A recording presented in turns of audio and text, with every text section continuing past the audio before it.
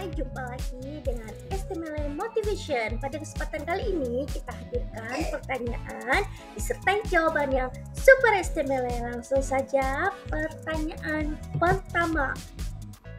Apa kalimat motivasi kita hari ini? Itu adalah mencari cara untuk mencontoh keberhasilan mereka. Pertanyaan kedua, apa pentingnya keberhasilan? Mudahnya begini, keberhasilan versus kegagalan. Ya kan, keberhasilan versusnya kegagalan. Contoh lagi, berhasil langsing, ya kita langsing dengan gagal langsing. Artinya apa? Gemuk. Jadi ketika yang kita inginkan terwujud, maka itu dikatakan berhasil. Sedangkan sesuatu yang sebelumnya itu kita anggap mustahil menjadi kenyataan, itu berhasil.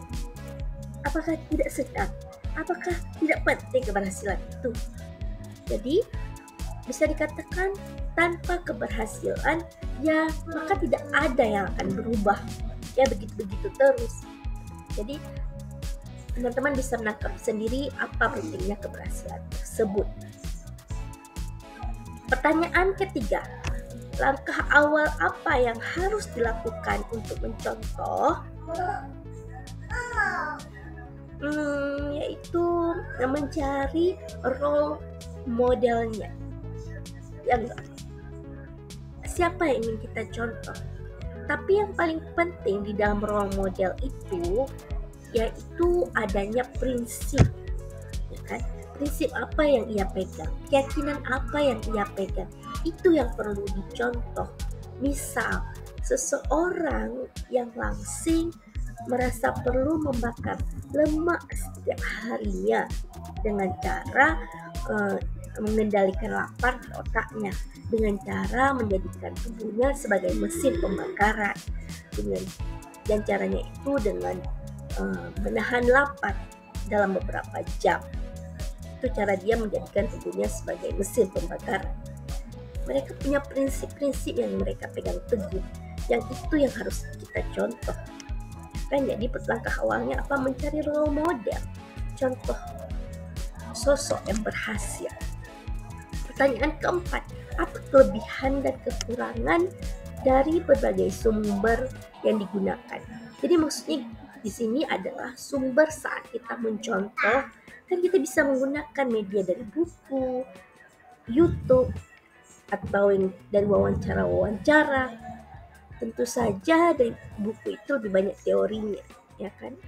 Ada juga yang share pengalaman mereka. Sedangkan untuk yang lebih real, yaitu kita bisa lihat banyak di YouTube, ya kan, pengalaman. Intinya itulah sumber-sumber yang bisa kita gunakan untuk mencari contoh-contoh, kan prinsip-prinsip yang dipegang oleh mereka. Pertanyaan kelima, lalu step selanjutnya apakah? Action bisa terjadi dengan membentuk kondisi berdaya. Maksudnya bagaimana? Sebenarnya yang kita butuhkan itu adalah kita berada dalam kondisi yang sangat berdaya. Karena ketika kita berada dalam kondisi berdaya, kita menciptakan berbagai macam tindakan. Jadi apa tanda-tanda ketika kita mengalami kondisi berdaya? Ada banyak tindakan yang bisa kita lakukan. Itu tanda-tandanya yang perlu diingat. Contoh, ketika kita ingin berhasil menahan nafsu makan, kita terbesit beberapa tindakan ini. Misalnya pertama, ingat bahwa itu adalah sebagian dari godaan syaitan. Yang kedua, sebelum makan sebaiknya minum cuka apel, sebelum tidur minum habatus sauda. Kemudian kita harus melihat langit saat matahari terbit untuk mengubah sistem tubuh. Kemudian juga bekam juga sebaiknya sering dilakukan. Kemudian kurangi jus. Kenapa kurangi jus? Karena eh, kalorinya berbeda dengan kita mengunyah makanan dengan benar. Kemudian manfaat dari makan tempe sebelum makan dan banyak hal lain. Kemudian ada buku yang mengatakan cobalah kebiasaan-kebiasaan kecil seperti menyusun sendal yang dapat menghasilkan sesuatu yang besar.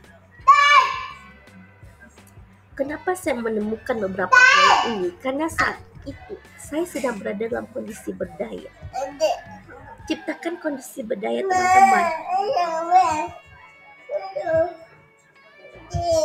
Dengan menciptakan kondisi berdaya kita, ada banyak hal yang bisa kita lakukan. Oke, itu tanda kondisi berdaya tersebut telah berhasil kita ciptakan. Pertanyaan keenam, apa yang harus diperhatikan dalam step selanjutnya tadi? Apa itu action? Yaitu kejelasan atas hal yang ingin kita contoh. Itu kita kaitkan dengan lingkungan di sekitar kita dengan cara bertanya keberhasilan apa yang muncul di sekitar kita, keberhasilan yang ingin kita contoh tersebut. Coba kita lihat di persekitaran kita, pasti ada. Kenapa kita tiba-tiba ingin mewujudkannya? Berarti kita pasti melihat sesuatu di persekitaran kita yang berhasil. Coba cari, ya kan, apa yang terjadi pada orang-orang di sekitar kita. Jika telah berhasil kita temukan, selidikilah. Seperti topik sebelumnya, menjadi seorang detektif. Jadi ingat, sebelumnya penuhilah diri kita dengan berbagai teori, prinsip ilmu dari hasil kita membaca, mendengar YouTube. Kemudian lihatlah di sekitaran apa yang terjadi. Jadilah detektif yang siap untuk mencontoh secara efektif. Pertanyaan ketujuh, bayangkan bagaimana perasaanmu ketika pada akhirnya menemukan hal yang penting setelah mencontoh. Setelah mencontohnya, wow, ada hal penting yang ditemukan. Apa itu? Saat selesai mencontoh, wow, ternyata sangat mudah tipsnya loh. Tips untuk langsing itu mudah. Kita mengatakan hal seperti itu. Kata-kata itu diucapkan oleh Dr. Zaidul Akbar.